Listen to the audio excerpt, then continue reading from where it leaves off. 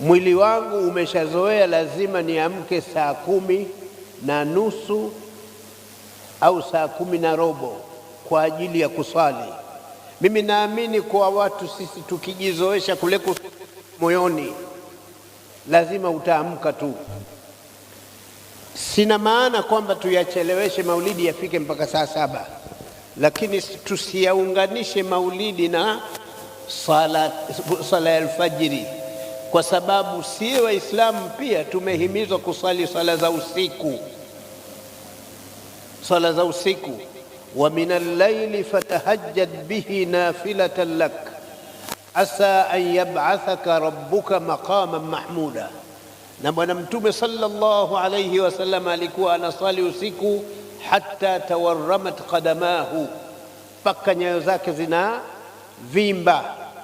Mtume hajapata kuchelewa sala ya alfajiri hata siku moja kwa sababu ya kukesha. Unaona hivyo? Lakini mujahiduna fi sabilillah hawajapata kuchelewa kusali sala alfajiri kwa sababu wameshughulishwa na jihadi na kukesha na kufanyaje.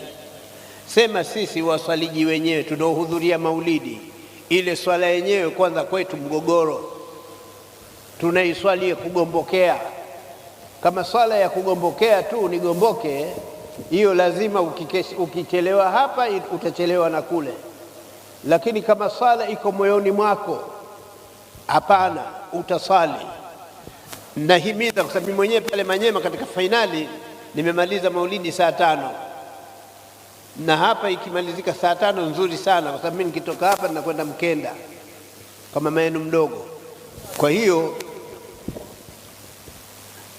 lakini sala alfajiri nitaswali kwa wakati insha Allah, kwa wakati. Kwa hiyo inna salata kanat ala almu'minina kitaban mawqutan, ukijizatiti utaiswali tu kwa wakati, ukijizatiti. Na sisi tunatakiwa tujizatiti.